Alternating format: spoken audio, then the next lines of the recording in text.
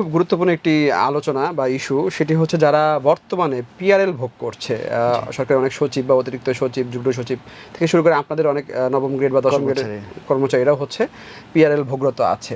তো তাদের ক্ষেত্রে এই 50% ফিক্সেশনটা কিভাবে নির্ধারিত হবে সেই বিষয়টি একটু জানতে চাই। এটা একটা জটিল প্রশ্ন, যেটা আমি বললাম যে ফিক্সেশনে যে জটিলতাটা তৈরি হবে।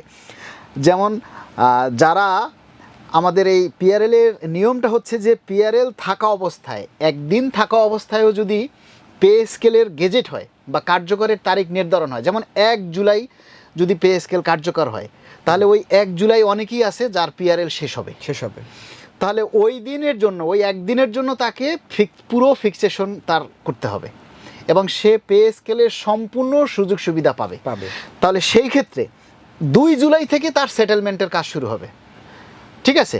তো একজন কর্মচারী যদি 1 জুলাইতে অবসরে যায় এবং সে যদি 20,000 টাকা বেসিক নিয়ে অবসরে যায়, বা ধরলাম 8,250 টাকা নিয়েই সে অবসরে গেল, 8,250 টাকা থেকে অবসরে গেলে তার ফিক্সেশনটা ওই 20,000-এ করতে হবে।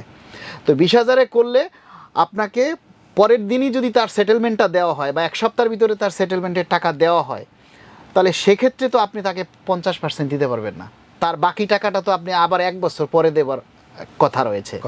তাহলে আপনি ওই সময় তাকে বাকি 50% কিভাবে দিবেন? তাকে তো আর আপনি দিতে পারবেন না, দেওয়ার সুযোগও নাই। তাহলে সেক্ষেত্রে কি এখন আপনি গেজেট কি 2 নিয়মে করবেন? যে যারা পিআরএল এ আছেন তাদের জন্য কি 1 নিয়মে গেজেট হবে আর অন্যদের জন্য একরকম? এলো প্রথম কথা। দ্বিতীয় কথা হচ্ছে যে তাহলে আইবাসের সিস্টেমে গেলেও আবার তার জন্য কি আবার আরেকটা নিয়ম করবেন? আইবাসের সিস্টেম তো যেটা একটা সিস্টেমে করতে হবে, ওটা যেহেতু সারা বাংলাদেশ ওটার উপরে চলে, এটা একটা বিশাল জিনিস।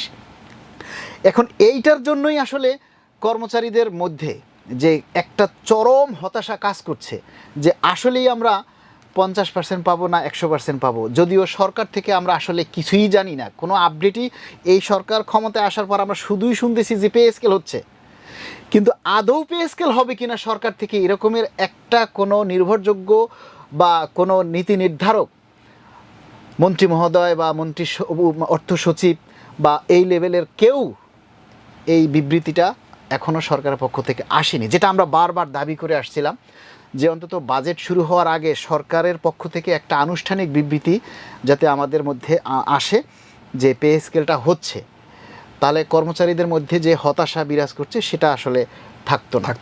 আর এই জটিলতাগুলা আমরা আশা করি যে সরকার এগুলি চিন্তাভাবনা করেই তারা পে স্কেল বাস্তবায়নের দিকে সামনে আগাবে এবং আমরা দাবি জানাবো যে আমরা দীর্ঘ 11 বছর পরে পে স্কেল পাচ্ছি, আমরা কোনো ধাপে চাচ্ছি না, একবারেই সবটা দেওয়ার জন্য। সবটা একবারে দিলে হয়তো কষ্ট হবে, কিন্তু এটার উপরে ভিত্তি করে বারবার এই ব্যবসায়ীরা, অসাধু ব্যবসায়ীরা দাম বৃদ্ধি করার সুযোগ পাবে না এবং কর্মচারীরাও লাভবান হবে।